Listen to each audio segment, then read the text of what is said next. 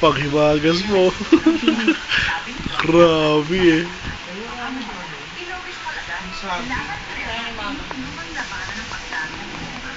Kinain nila ni Papa.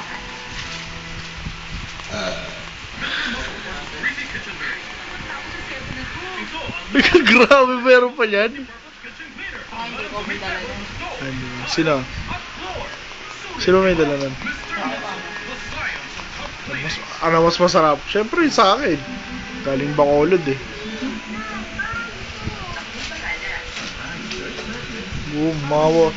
Mga pamilya na walang baba.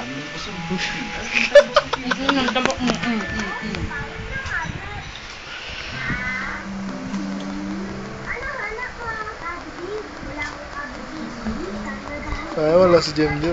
Nakasayawin ko sa ano.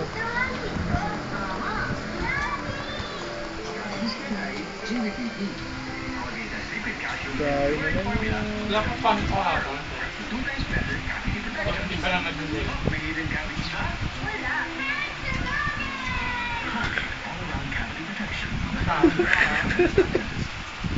Galing ni Carlo. Yung sabi ko gumising ka na, sabi mo, tinatamad daw ang pumasok. Nakatulog ako. Awal ka ng awal eh.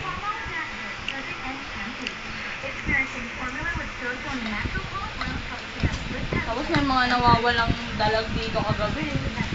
Walang kunin naman yung baba. Kasi pasukan yung mga dalag, pero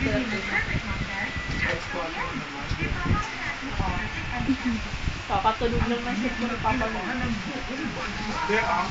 Kaya nga umiga kami dito, tumutulog na yung cellphone mo.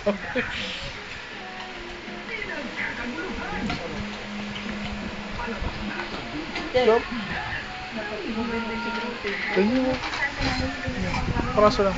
Ang kapal ng asukal niyan. Sarap yan. Yung ano yun, yung parang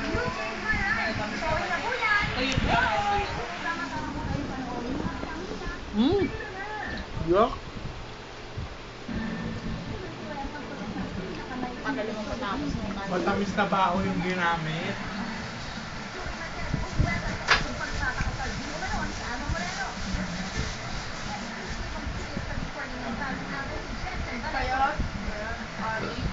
Kamukha ni Rustom.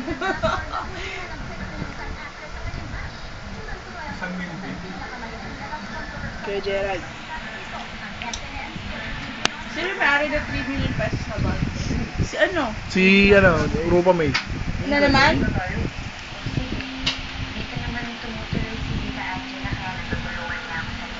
Ang galing nito.